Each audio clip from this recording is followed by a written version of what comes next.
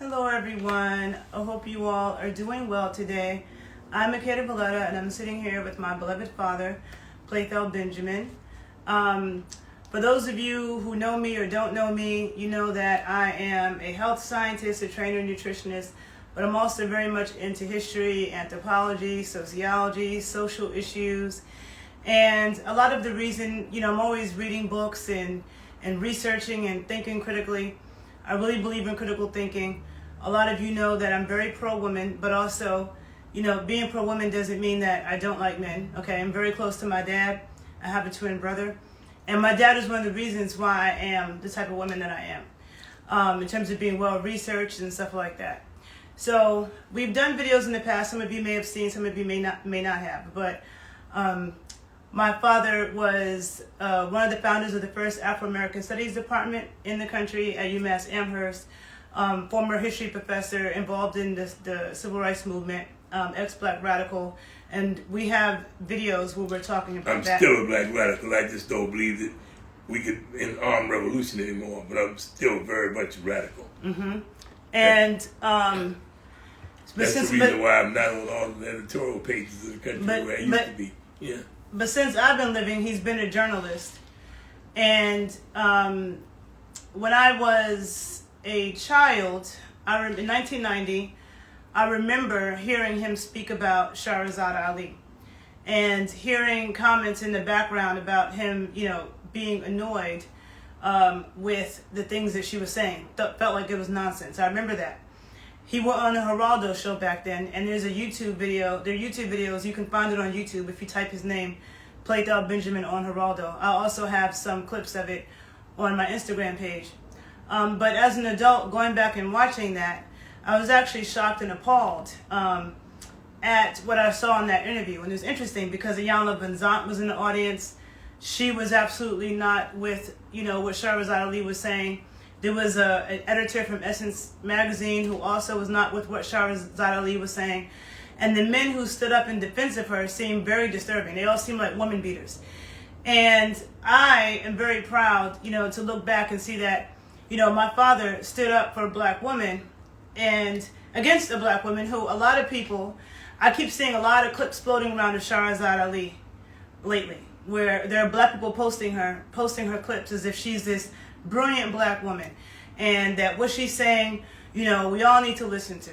And so I want to talk to my dad today about how he came to be on that, a guest on the Geraldo show, why he decided to go on the Geraldo show to debate Sharazad Ali in 1990, and basically how that came about. So, Dad. Well, it's a funny thing because at the time I was a commentator and feature writer with Essence magazine, not Essence. Let us know if you can hear us too. Emerge magazine. I'm sorry.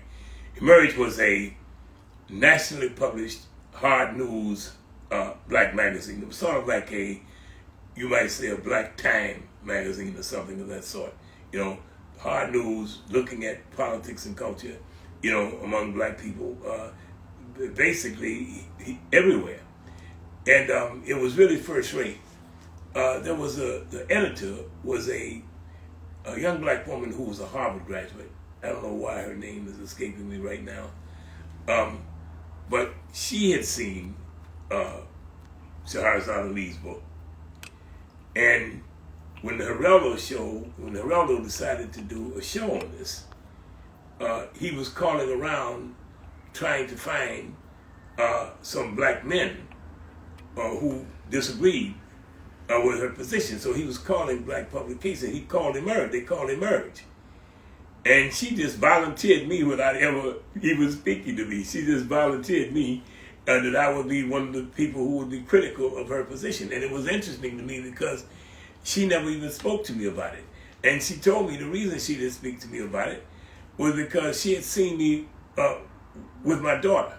And she listened to the way I talk about my daughter, and she see the way, I dealt with women, around the magazine, and she just knew that I wouldn't be down with that, And so she just volunteered me, certain, that I would.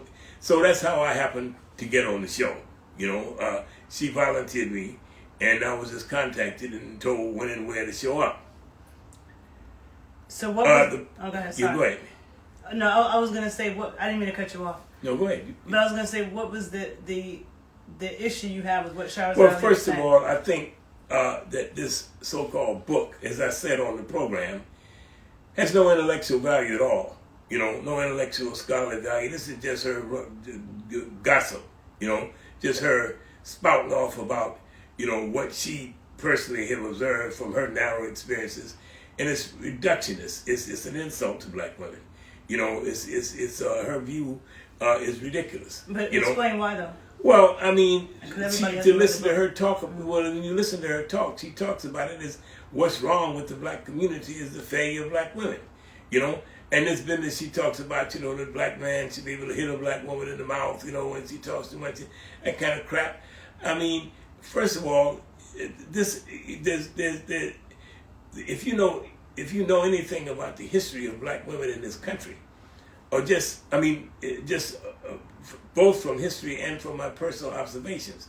Like, for instance, you know, the fact that I had read Paula Giddings' great book, Where and Where I Enter. In fact, the title of the book, Where and Where I Enter, is taken from a woman named Dr. What is her name? I was just talking to you about her. Dr.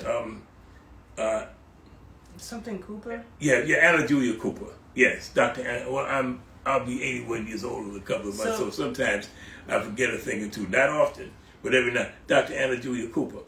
Now here is a woman. First of all, it's bad enough that white feminists who make all this hoopla about the kind of woman that they think is the ideal woman, the kind of woman that young women should identify with, you know, the kind of women they should choose as role models. Strong, brilliant, you know, smart, self-directed women, you know, women who are engaged in activities to uplift, you know, women. These kind of heroic women, these kind of the kind of qualities that they have set out for the women who should be their role models.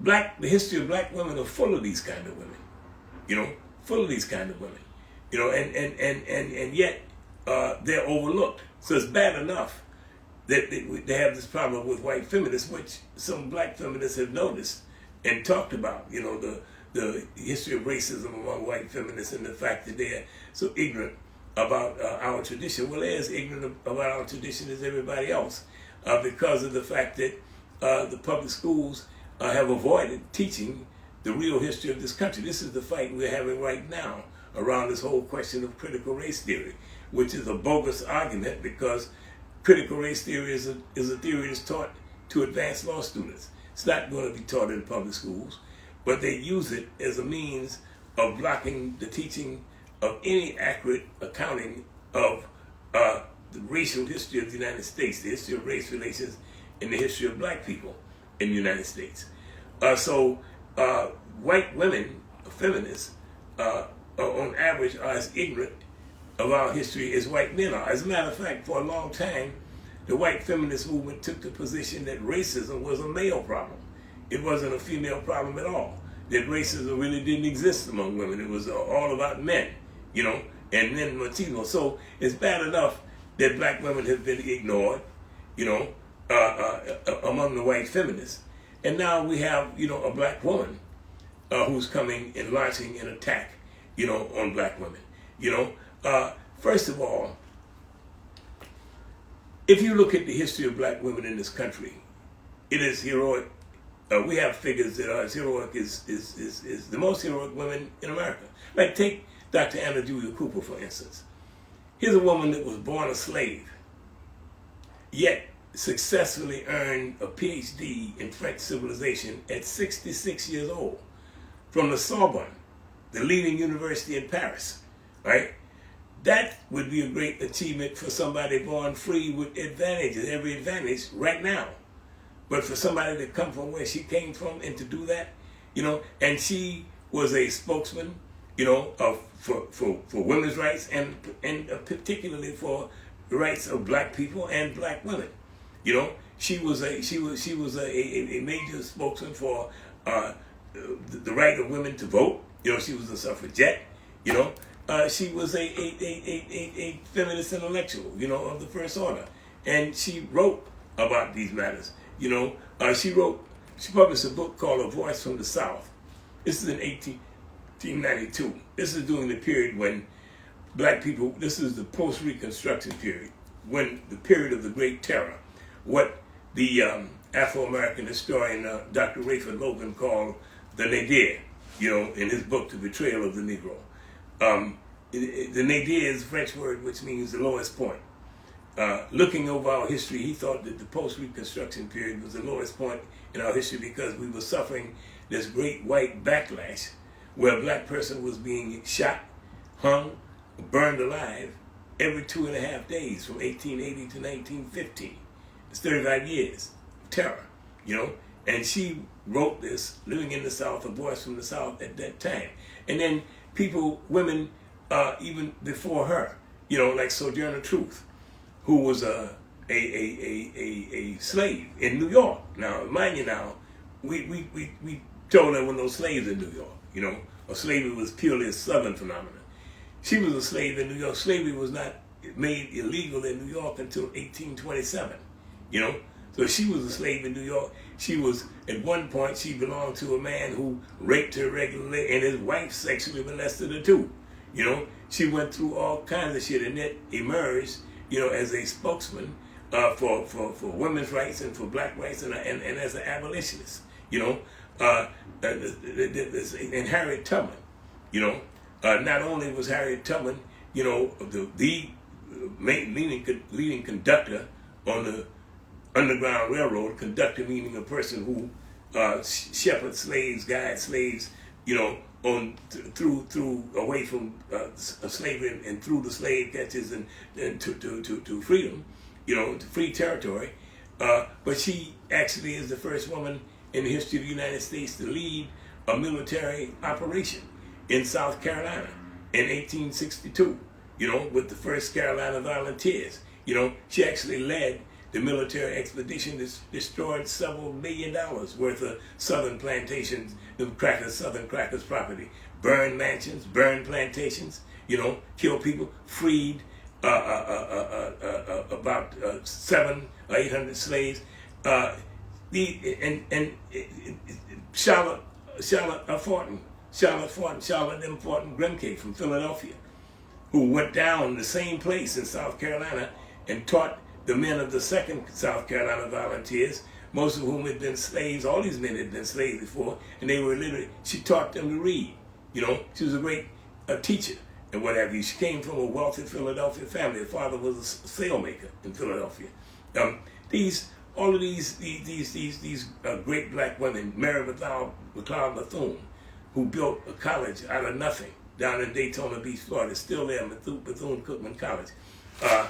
I mean, our history is just full of magnificent women. And then, of course, for me, aside from knowing this history, there is my own personal experience. That's what I was going to ask you.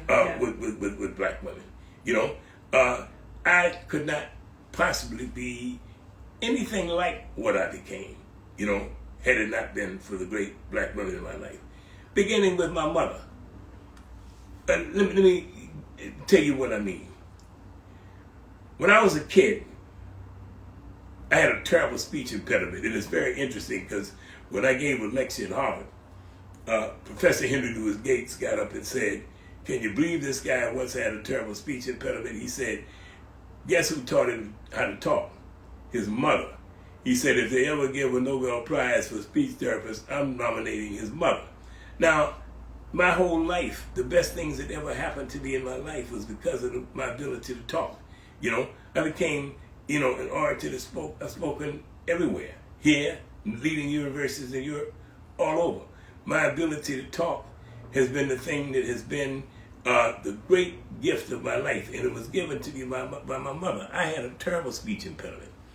I couldn't hardly get a sentence out without going in sweating. My mother looked at me one day. We were living in Philadelphia at the time. She was from Florida, her and my father, but at the time we were living in Philadelphia. And we were living not very far from the University of Pennsylvania. I was 4 years old.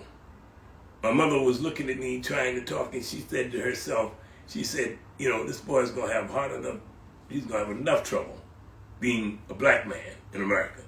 He don't need the added burden of not being able to express himself. Now, people always say my mother looked like Lena Horne. I always thought Lena Horne should feel flattered because Mom was rounder and browner and fine, you know, and just an elegant dresser because her mother was a seamstress and whatnot. But my mother decided, and she was very smart, you know, very smart. She looked in, she should have gone to Howard. I'll talk about that more, but she decided to look up. She said, okay, this great university right down the street here, they must have somebody that can help me, this kid, with this problem. So she did some research and she found out that they had a great speech pathologist there. So she just dressed up like a movie star one day and dressed me up. And I was fine, baby. You can look at my bio. I got a baby picture. Anyway, I had won a baby contest, in fact. She dressed me up and just showed up at this professor's office. Just showed up there and talked him into, first of all, analyzing my problem. And then he was working on a program to deal with a problem just like mine. And my mother ended up being one of the first people to actually attempt to help him in his experiment by using me, you know, as a subject, by taking his program and using it on me, you know. Now, this is way before teachers were using phonics and this kind of stuff. She was using them, you know. This is a part of the program. Now, my father, who by every estimate I've ever heard was a remarkable man,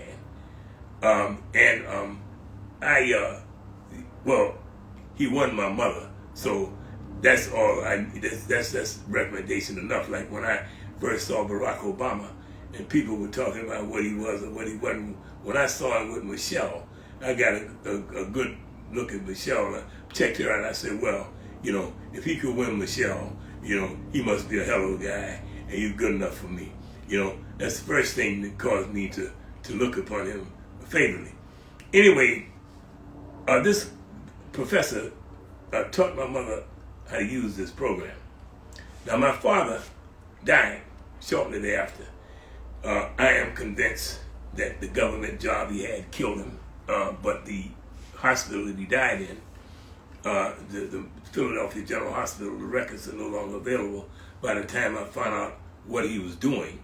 And the fact that at a cocktail party one night I heard this guy talking about being an engineer during World War II and practicing with these, they were experimenting with these radiation. And I think that he got hit with this radiation. I asked him, did he think that was possible? He said, yeah, because my father died from cancer of the bone marrow, which was very, very rare. And one of the things that could cause it is exposure to radiation. So anyway, when my father died, my mother ended up moving back to Philadelphia. So most of these lessons that she would give to me... You must move back to Florida. No, I'm sorry. We were in Philadelphia. She moved back to Florida, right? Mm-hmm. Most of these lessons that she would give to me, she gave them to me outside under the trees, you know, in our yard, because she got a nice settlement. She bought this house and a big yard, and we'd be sitting out under the orange trees and whatnot, and she would be taking me through these lessons. And what I remember most about it is she made a game of it. And she never showed any sign of frustration with me at all. No matter how many mistakes I made, she would just smile and say, you can do it. You're a very smart boy. You know, let's try it again.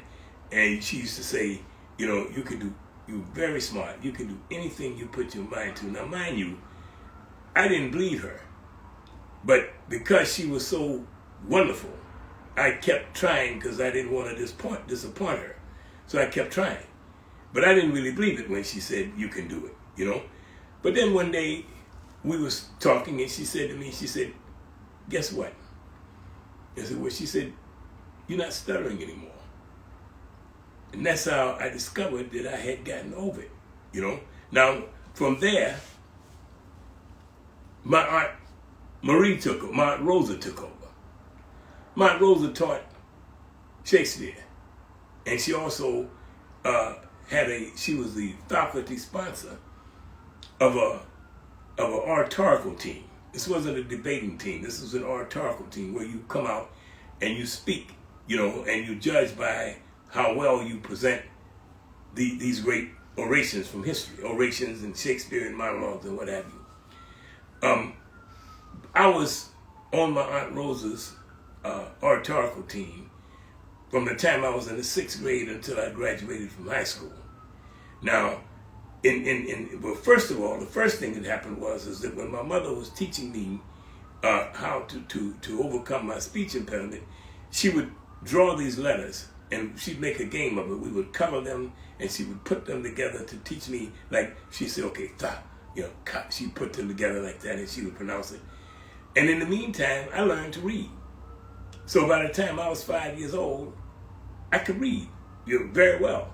And my mother thought it was time for me to go to school. But I was too young to go to public school. So she ended up sending me to Catholic school, but when I went to public school, I was immediately skipped. But the point I want to make it's interesting? Because I want to make one point here. Okay. Once she pointed out to me that I was talking, once I saw that I actually had overcome this handicap that I never thought I would be able to overcome, she convinced me at 5 years old that I could do anything I wanted to do if I put my mind to it. And there's two things I want to say about that. One, the grandma also taught me, I feel like by the time I went to preschool, I already knew how to do all that stuff. And when I got to 1st grade, they also wanted to skip me to the 2nd grade. So I was in the 2nd grade twice, and I had a lot to do with grandma. That's number one. Yeah, that's my mother. Yeah. And then number two was the fact, what I also find very interesting about you and what you attribute, you give your mother a lot of credit for, is the fact that you grew up in the segregated South, a dark-skinned black man. But my experience from you never had any self-doubt or wish that you were light-skinned or had those issues that I hear so many black people, dark-skinned black people especially, saying that they didn't want to be dark, they didn't like their color, they felt, you seem like you never felt. First of all, my mother used to say to me. And your mother, who was a very light woman, like you said, like Alina Horn. She loved dark skin. But she did. And my grandmother, she was super pro-black man, first of all. Yeah. Pro-black period, but definitely a defender of black men. And she loved black men so much, she married the blackest man she could find, which is your father, and her kids are dark skinned.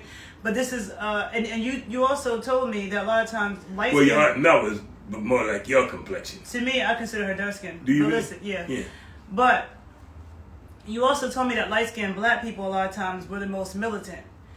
And So especially like in my family. See, let me just say, my mother, she used to always tell me that you my old pretty gingerbread boy.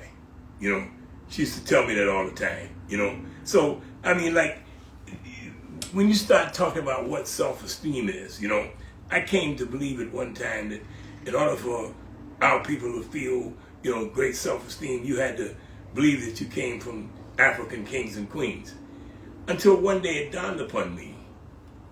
I thought I was the bomb when I believed that Africans were just like they were portrayed in the Tarzan movies. I thought I was the bomb, all right? So I began to ask myself, where did this come from? Now, what really caused me to think about this was, I had a friend when I became a professor at the University of Massachusetts, Stephen Oates, a great American historian. Matter of fact, I gave a tribute to him, sponsored by the history department at UMass a few months ago. It's on C-SPAN Book World. You go and you see a tribute to Stephen Oates, you'll see the presentation that I made. He's a great man. But he used to say to me, he said to me one day, he said, he thought I was something of a miracle. He said, I'm just amazed, that you could, grow up in the segregated South, the way you did, with all of the I mean, we had, you grew up, the official position of the government of Florida when I was a kid was that we were inferior, and not only that, but all the laws and whatnot treated us such. That's why this asshole DeSantis, I can't stand him. He's talking about indoctrination. all this new curriculum. Indoctrination is what they've been teaching as Florida history all along. He's trying to prevent the real history from Florida being taught because this is an ugly story, you know. But in any case, Oates was always amazed at how I had this kind of self-concept I had, you know, because, you know, he just, you know, he was always amazed. And I told him the story about my mother, and he always wanted to meet her. He said, I want to meet this remarkable woman. He said, because my daddy was rich, you know, and all my mother had to do was take care of us.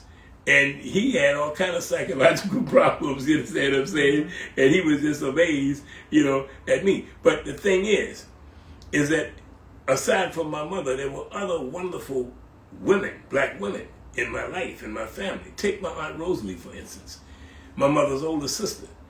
Now, Aunt Rosalie was a brilliant woman. She had a master's degree in nursing science from the University of Pennsylvania, which is very unusual, you know, for a black woman, you know, in the 1940s. You know, it was difficult for anybody. Penn is an Ivy League school. But anyway, my first encounter with the race problem, you know, clear that I can remember, is I was riding on a trolley with her one day as a little boy. You know, I was up. We were up visiting. You were in Philly? Yeah, it was around Christmas time. So yeah, because she was living in Philly then. You know, they all had. She moved back to Florida, but she was living in Philadelphia then. And we were on a trolley, and it was a snowy day, and the trolley was kind of crowded, and this white woman missed her stop, and she said, "Can't even make it stop, little niggas all in the way," and she pushed me. I didn't even know what a little nigga was because I was having I had a very happy childhood, you know what I mean? I didn't know, but I know this, whatever a little nigga was, it made Auntie go crazy. Auntie punched this woman right in her mouth with her fist. She punched her right in the mouth. And she used to carry, she was a surgical nurse, she used to carry these long crooked scissors all the time. And the next thing I knew, she had this woman's jugular vein in the scissors, you know? And she told her, she said, "You say something, bitch, I'll cut it and watch you bleed to death." I mean, everybody on the trolley got quiet. It got absolutely quiet. You know, you could hear a mouse piss on cotton in the church at midnight. It was so quiet, you know. And when they got to the next stop, she punched her again and kicked her down the steps and was calling all kind of cracker bitches and whatnot. You call her a little nigga, you know. So that's the first encounter I had with the race problem.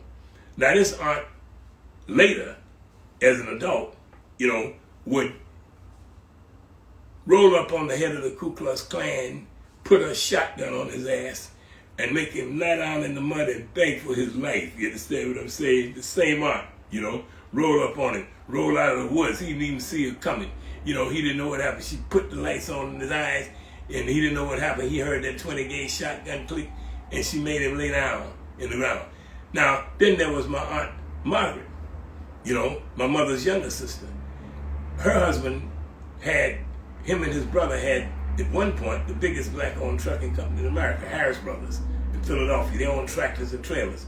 They went into business from money that my mother loaned them when my father died, the money that she got because the crackers didn't want to pay my mother all the money. And they had planned to try to beat her because the insurance policy she had was with a company called Tennessee National, which was based in the South. And they had told the agent, you know, we spent enough money on this nigga boy when he was sick. They didn't want to pay my mother the death benefit. And they thought, you know, we just white people talking to white people. And this is the reason why, you know, blind hatred of all white people is nonsense. You understand? Because they're not all the same. It's true, you know, that the overwhelming majority of them have been some racist, you know, beasts, you know, but they've always been exceptions. There were the abolitionists who fought against slavery, but people who joined masses that joined the civil rights movement. This agent that they told us to, this guy was a Quaker, and he was horrified at what they planned to do to my mother, and he came and told her, that I will quit my job, you know, and serve as evidence, you know, a state witness for you against this company. And he did it. And my mother ended up getting triple indemnity. She ended up getting a lot of money.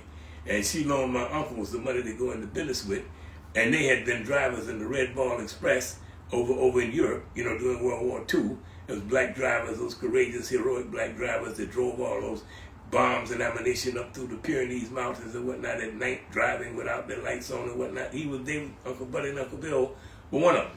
And they came back and they went to a trucking company. So Aunt Margaret, they were the only black people in this business. It was called the drayage business.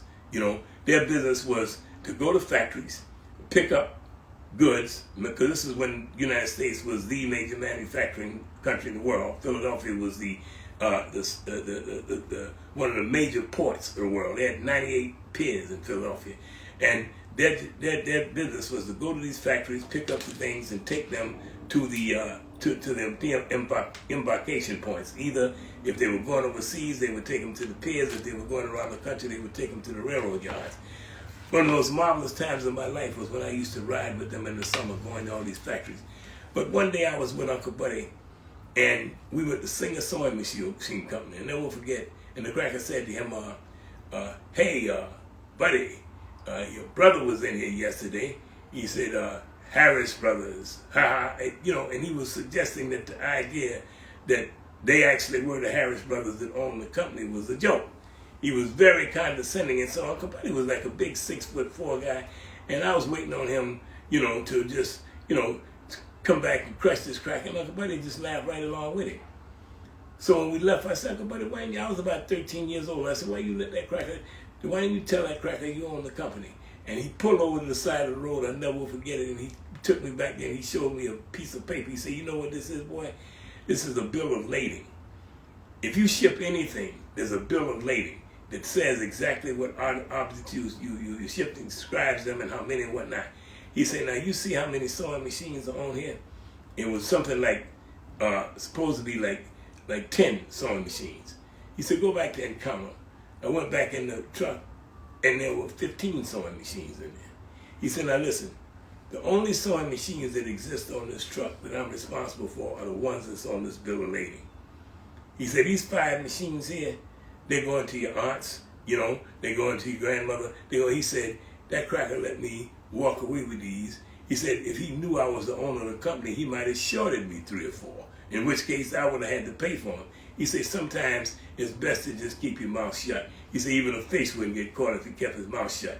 Now, the reason that they didn't know, I found out the reason they didn't know they were a black company is because Auntie Margaret was the voice of the company. Whenever you called there, you got her. She's the one that took all the orders, everything, and she had perfect diction because Aunt Rosa taught all of us how to speak the English language, and they thought she was white. And they used to ask him all the time, "Yo, she has such a beautiful voice. What does she look like?" And Uncle Buddy would say, "What do you think she looked like?" And whatever they say they thought she looked like, that's what she looked like. So these are the kind of women, and then these are the kind of women, Aunt Marie, who taught me music, who was a classical pianist. So when I hear Sharazad Ali, the way that she talk about black women as if black women are, just a bunch of scrubs of the earth. I mean, the way she talks about black women, these were not the heroic women I've known. They weren't the heroic women I've known in my life coming up. They weren't the heroic women I've known from the pages of history.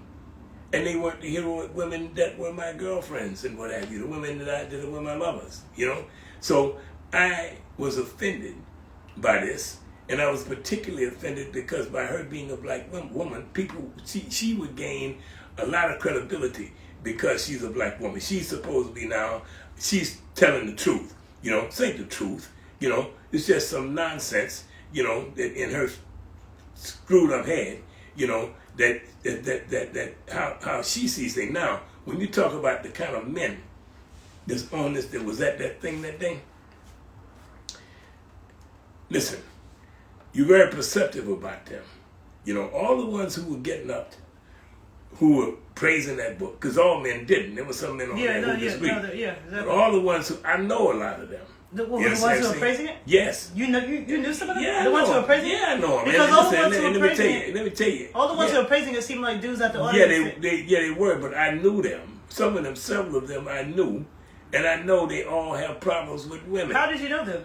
I know him from around, you know. Because I'm thinking about the people that do. Because there was one dude on stage with you who I don't know what he was, but he was the one dude on stage. But then there were the people in the audience. I'm talking about the people in the audience. I know, but they look scruffy as hell. That's what I'm trying to understand. But they were all women beaters. No, but they vocalized that they were women beaters. We're gonna look at. I'm gonna look at the tape with you, and I'm gonna show you all the ones that I know. Okay. Take my word for it. I know several of those guys, and some of them I know from the music business. Some of them I know from elsewhere. But I'm telling you, I know them.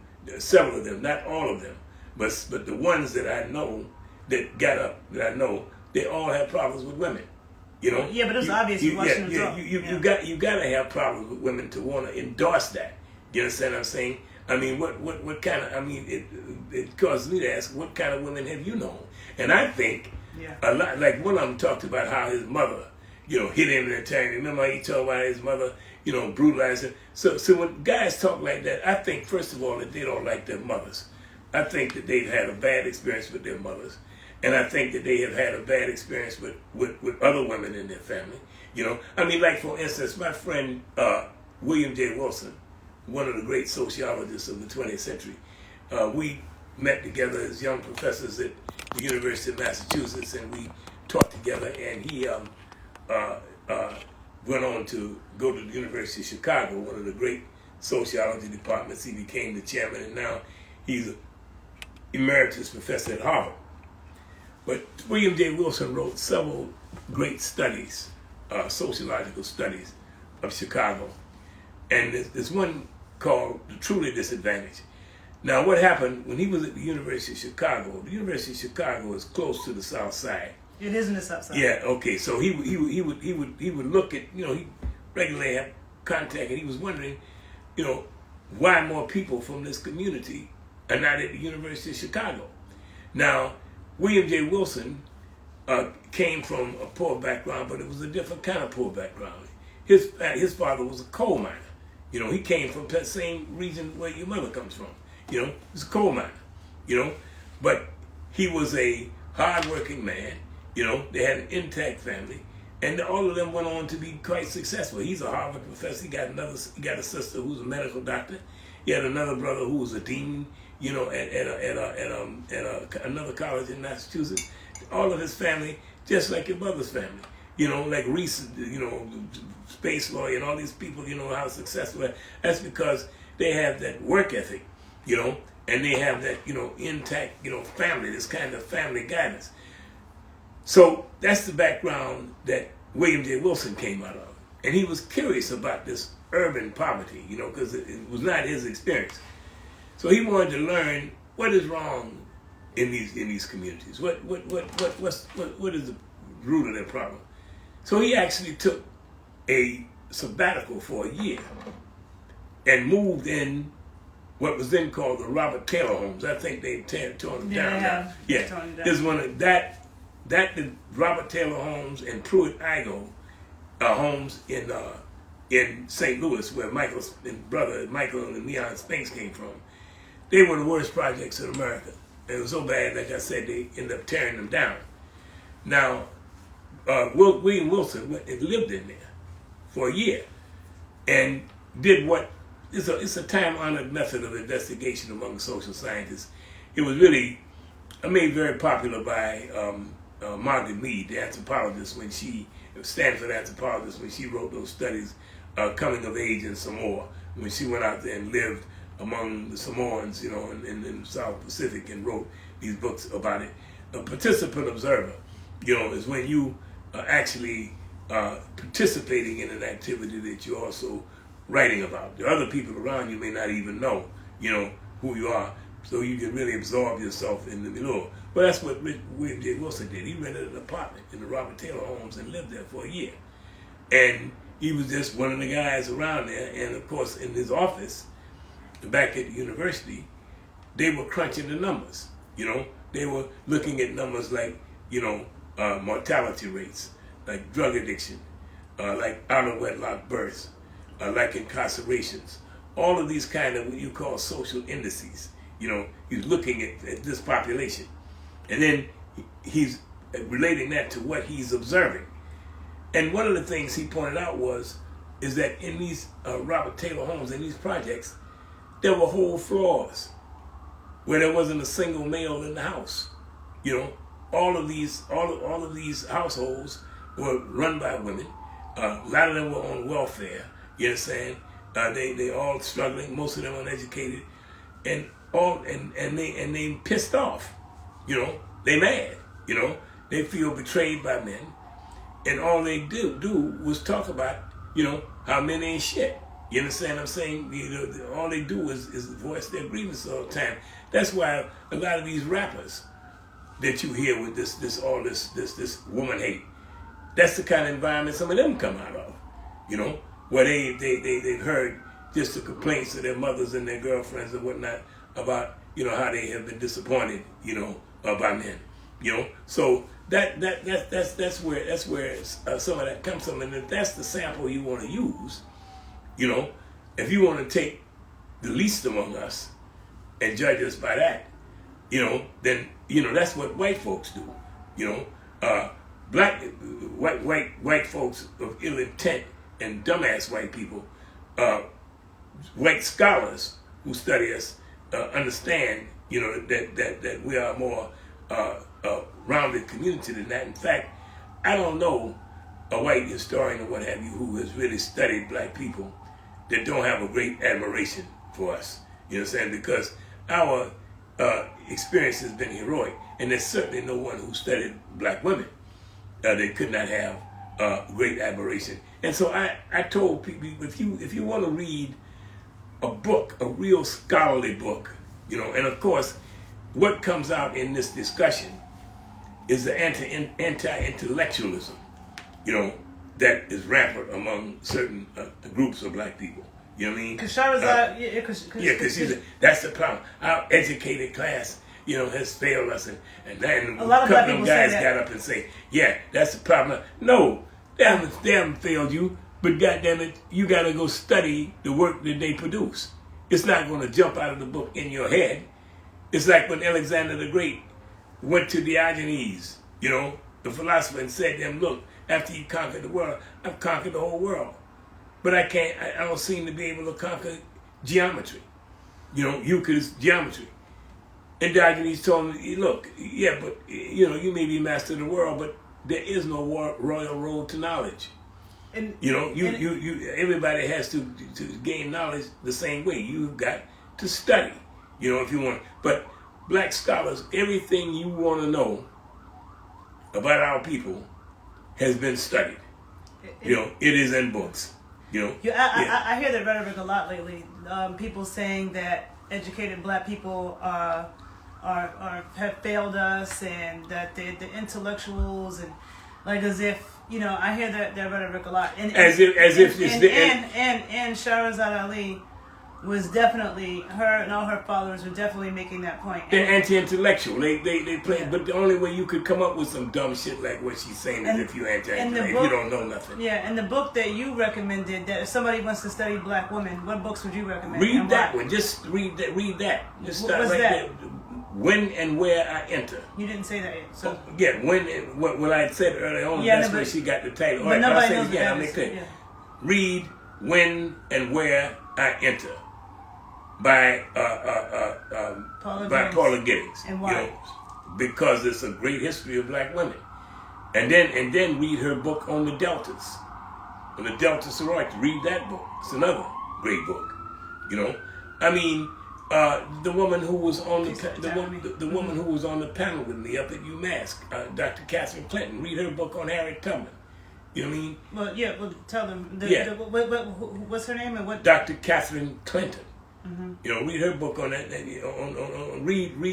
Read Dr. Nell Painter's book on Sojourner Truth.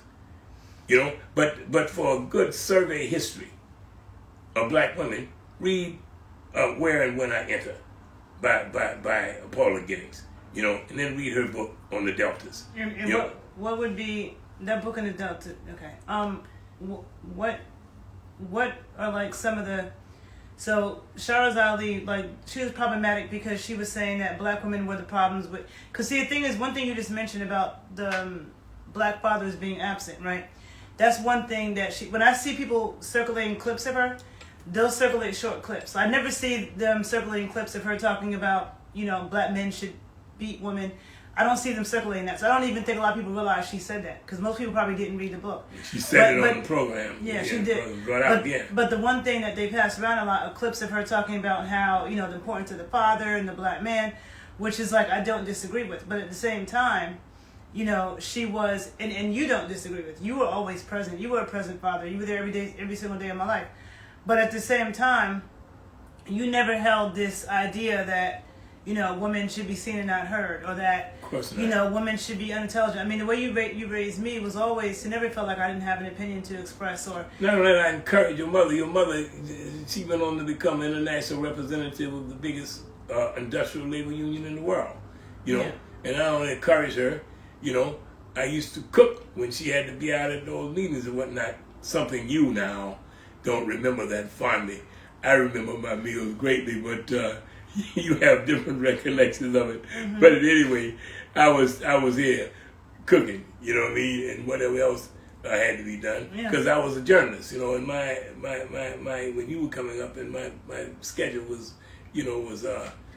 flexible. And on that show, looking at the people in the audience who were for her versus the people who were against her. Again, like I said, I remember Ayanna was in that audience. She stood up and spoke against Sharazad Ali and what she was talking about. So did one of the editors at Essence magazine. And so it's just disturbing to me now how I just see these clips of her circulating. Because first of all, people don't read, and I know people didn't go back and read that book. But she keeps getting circulated. I've never seen any post of her where it's condemning her. She's always being posted in this light, like she's this brilliant woman we need to listen to. And I find it highly disturbing, because I just feel like... And not only that, I mean, when you look at women like Fannie Lou Hamer, one of the founders of the Mississippi Freedom Democratic Party, I mean, here's a superwoman, She was a sharecropper, and worked on a plantation, and SNCC went down there, looking for people to step forward, and become political active. She became politically active and became vice chairman of a party that almost unseated the regular Democratic delegation in the 1964 Democratic Convention. Or women like Marilee Evers, or Mabel Williams, who stood by their husbands, when in that Southern Terror. Mabel Williams, you look at the pictures of her and Robert Williams, she got her gun right along with Robert. When they shot it out with the Klan, she was right there with her gun right there. You understand what I'm saying? And Marilee Evers, in Mississippi, whose husband was murdered in their front yard. Coretta King, another one. You understand what I'm saying? I mean, there's so many examples. Queen Mother Moore, Queen Mother Moore and her sisters, heroic figures, as greater women as ever lived anywhere, without a Queen Mother. Now, when I talk about the women who were instrumental in my life, beginning with my mother, my natural mother, Queen Elizabeth, as I say. Now, my mother, she had a scholarship to go to Howard. My mother is the only one in about 3 or 4 generations of women on her side of the family that don't have a college degree, except for her mother didn't have one, but her father's sisters did, They, it was... Your grandma was born in 1921. Yeah, yes. So her father's sisters all had college degrees. Yes. Aunt Rose and Aunt Marie, and those were all the ones that talked about. Were they born in like 1900? I don't know when they were born, actually. You know what I mean? I never really thought about it. But I'm gonna tell you the truth, I didn't. When you asked that question, it's funny. I never did. I mean, but my grandfather, Big Nang, my mother's father, it's because of him. They used to talk about him like he was the second coming of Christ. The one thing you always told me was the belief in your family, and I guess it's grandma's family, was that you wanted to educate the woman to keep them out of the white woman's kitchen. Yes. The men in my mother's side of the family, the women had the college degrees. The men were all businessmen, small businessmen, highly skilled tradesmen, what have you. They all made good money, and they all found a way to do that despite whatever. You know what I mean? And they and I often think, I've thought of many times about, the magnificent men in my family. And I thought, it's probably because of the choices that the women made, because they married these guys. The women, most of these are in-laws, the men, except for Uncle Walter, but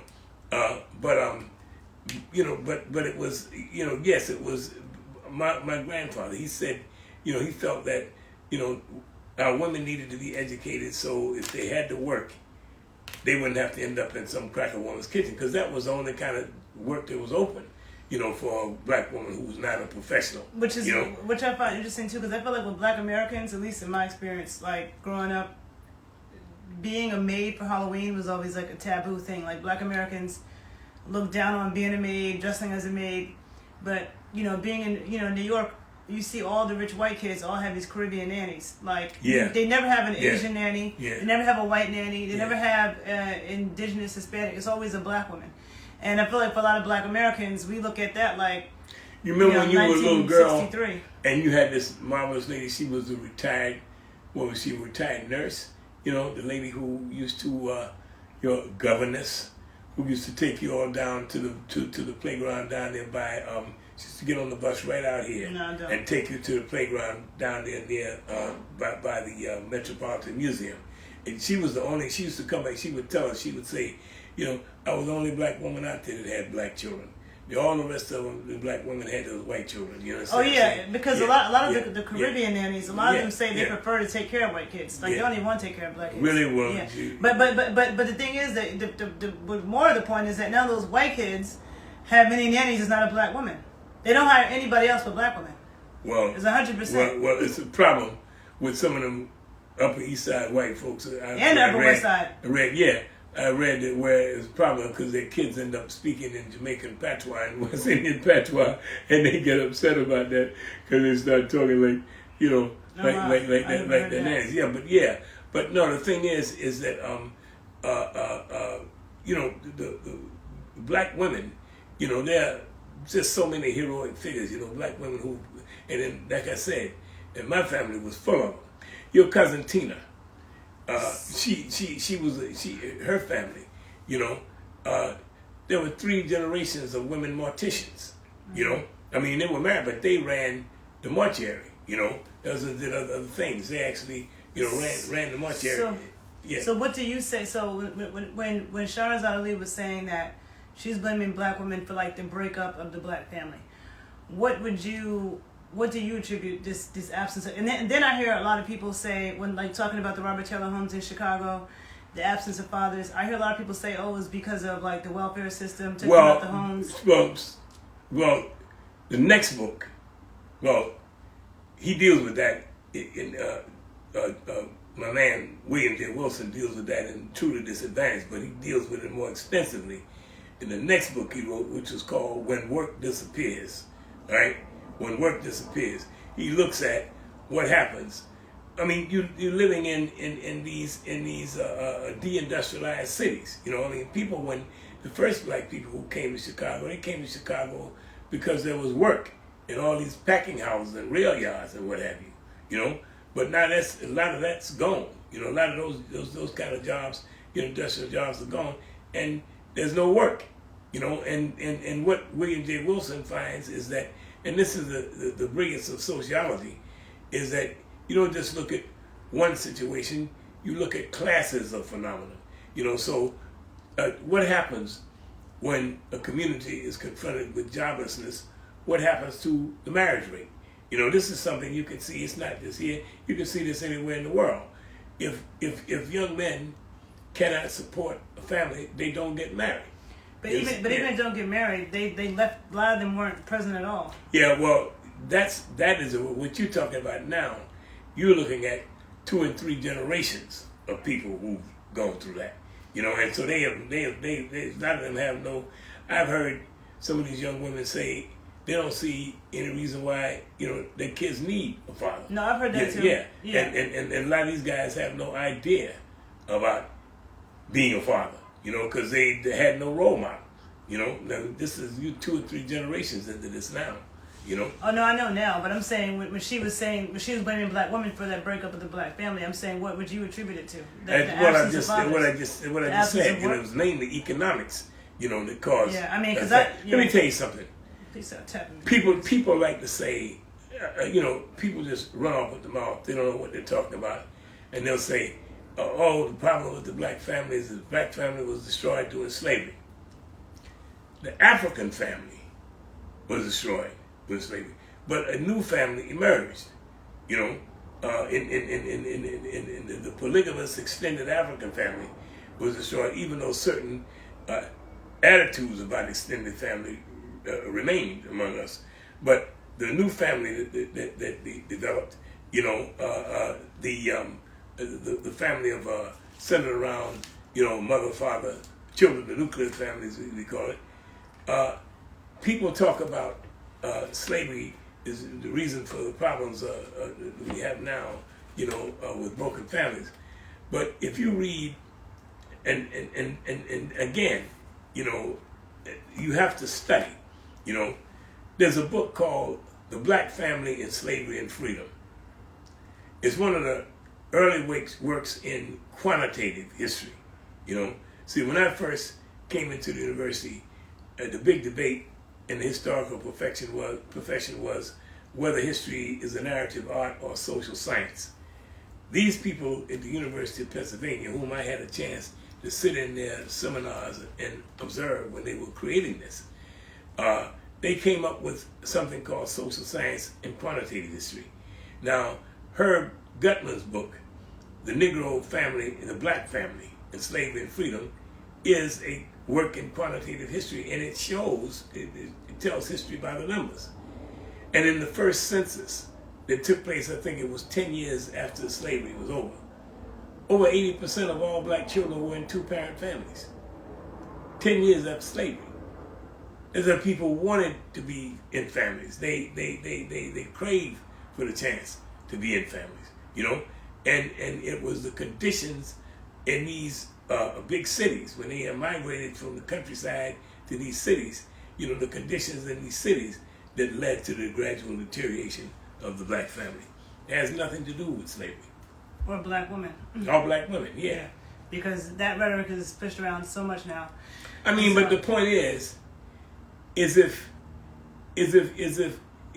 black women, you know, are constantly confronted with guys who are unemployed, I mean, you develop certain attitudes. You know, if you are constantly unemployed, you don't really have any money, you develop attitudes. You know, everybody want to try to, you develop what you call survivalist attitudes. You know, you're always looking for a way to get over on somebody.